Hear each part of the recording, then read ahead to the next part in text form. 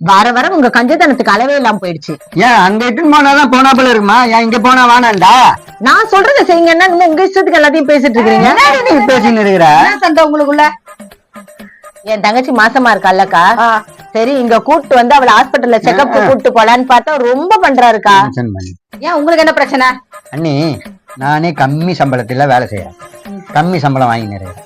இவன் என்னடா இங்க இருக்கிற ஹாஸ்பிட்டல்ல விட்டுட்டு எங்கேயோ போய் பாக்கணும்ன்றான்.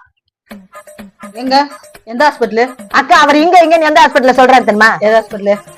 பக்கத்துல இருக்க வெட்டினரி ஹாஸ்பிட்டல்ல சொல்லிட்டு இருக்காரு. உன்னையெல்லாம் சின்ன வயசுலயே கள்ளி பால் கொடுத்து கொண்டிருக்கணும்டா. அண்ணி அவ்வளவு பெரிய மாடியே அங்க செக்கப் கிட்டுன்னு போறாங்க, இவ தங்கச்சி இட்டுன்னு பாத்துக்கு என்ன?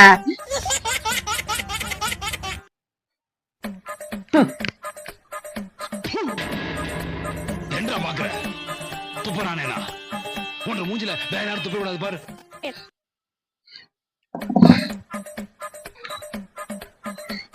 ஐயா என்னம்மா?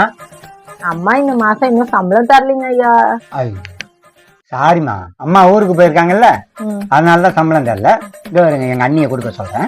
சரிங்க ஐயா. அண்ணி என்ன தம்பி? அண்ணி அவங்களுக்கு சம்பளம் கொடுக்கலையா, அவங்களுக்கு சம்பளத்தை கொடுத்துருங்க. குடுத்துறேன் தம்பி. அண்ணி சொல்லுங்க தம்பி. என்னடா நீ 4000 ரூபாய் போன் பில்லு வந்திருக்கு, இப்படி வந்தா நம்ம என்னதான் பண்றது? நான் பேசல தம்பி. நீங்க பேசலன்னா எங்க அண்ணன் பேசியிருப்பாரு, இல்லன்னா என் பசங்க பேசியிருக்கான், இல்ல என் பொண்டாட்டி பேசியிருப்பா. இந்த அளவுக்கு பில்லு வேண்டாம், நான் இன்னும் எப்படி கட்டுறது?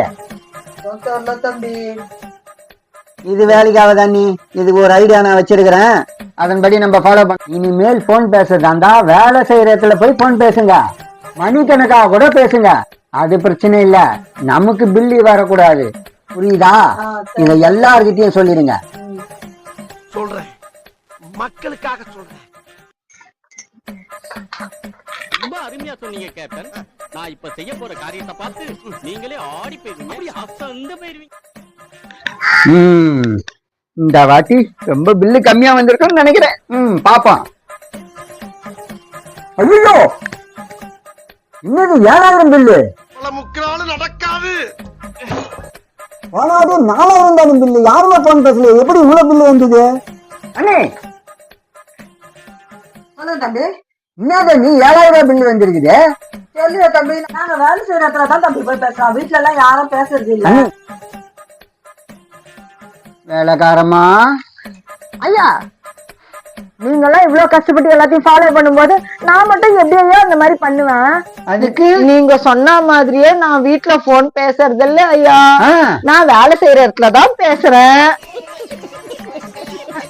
ஐயோ ஐயோ ஐயோ, என் புருஷன் பிள்ளைங்களும் வேலைக்கு போலியா பாவம், அதனால அவங்களும் நான் வேலை செய்யற இடத்துல தான் வந்து பேசிட்டு இருக்கிறாங்க.